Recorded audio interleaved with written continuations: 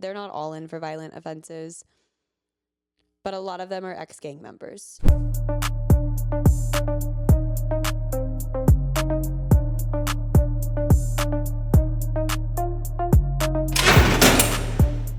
My name is Kassidy. I'm a professional dog trainer. And for the last 3 years, I'm starting my 4th year, I have been going inside of California prisons and teaching people who are incarcerated how to train dogs. The program is called Pawsitive Change. We pair rescue dogs with, it's mostly men in California state prisons. We do a couple juvenile programs. I have personally never had the chance to be a part of those yet. And we've also gone into women's federal prisons. So I kind of want to share my different experiences going into different yards.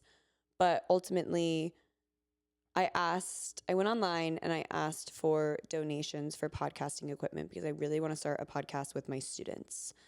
So everything's going to be filmed and recorded inside of prison walls, and I am teaming up with another program, a media program called Revive, where the guys learn how to do audio engineering and work a camera, and they know way more about this stuff than I do.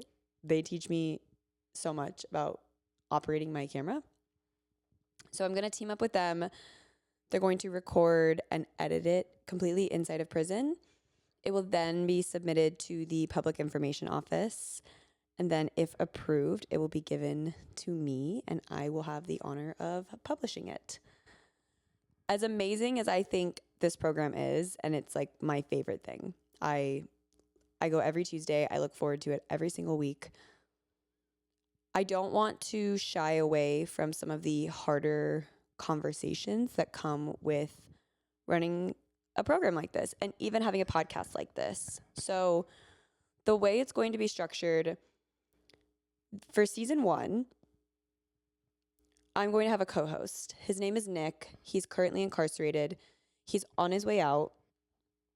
And I think he is such a great leader. He's such an amazing writer. And the way he carries himself is very inspiring. I think he's going to do really big things out here. I'm so excited for him to get out and get the rest of his life started.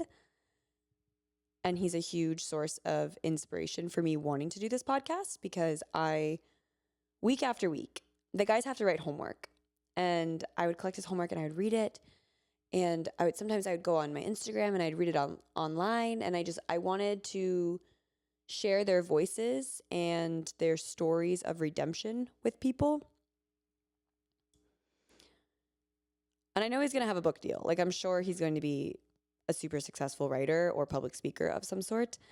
But I've just been saying for months that somebody needs to document his journey out. And I keep looking around and there's no one that knows about him. There's no one else from out here that goes in on a regular basis and sees this in him. And so I keep looking around for someone saying, someone better do it. Someone should come in. They're really missing a cool story.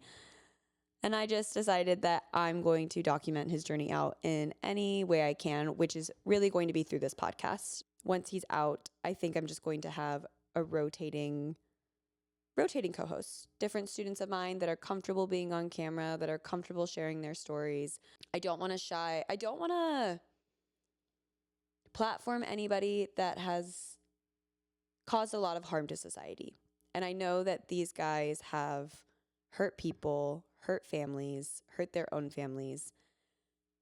So I want to create a space for conversation about that too. Because, like, for example, I know the rescue has had, sometimes we'll take photos and videos of the guys and we'll put them on the Instagram page for the program and for the rescue. And I know that the rescue has been contacted by victims' families, and that is so valid. it's so valid, and I understand. I don't forget that these guys hurt people or harmed society in some capacity. A question I get asked a lot is, I think everyone's really worried about sex offenders being allowed into the program, and the rules for being in the program is no crimes against minors, no sex crimes at all against minors or women or men for that matter, and no animal abuse charges. Those are the standard operating procedures. You can't even apply. You can apply, but your application will get taken out from the prison before it even reaches our desk. There is a screening process. You have to be a year. I think you have to be a year sober.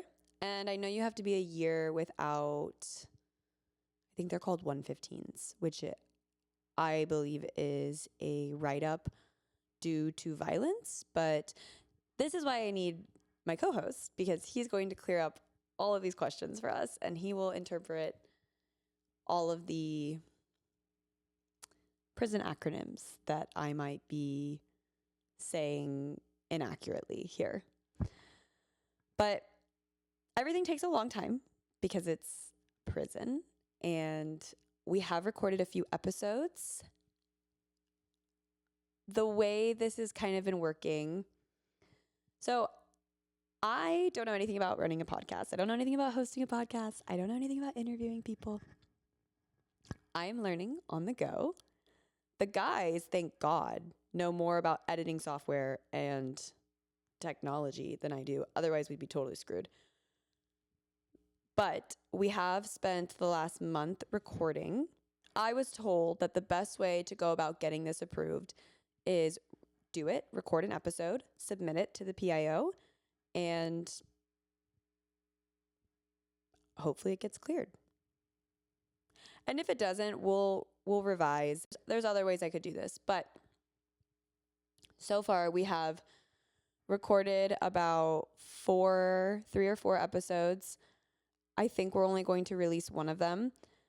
I have about 2 hours to get in there, set everything up, record everything, and then the guys spend the week editing it, and then I come back in and I only get to watch bits and pieces of it and give them feedback on edits. I want this to be their creative project as well, but they have been down for quite some time, and I have access to more long form media than they do. They do have access to podcasts and movies, but I'm trying to kind of take what I see, what I think people want to see, and give that feedback to them. And then they make those edits. So with all that being said, the prison did go on lockdown for a couple weeks.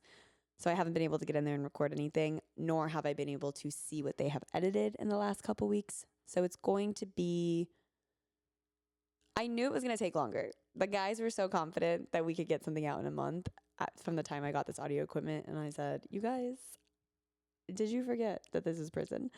But I just wanted to give an update because people have been asking me, and I feel so grateful to be in this position. I feel so lucky to be trusted by my students and CDCR, who allows me to go in and teach them how to train dogs every single week.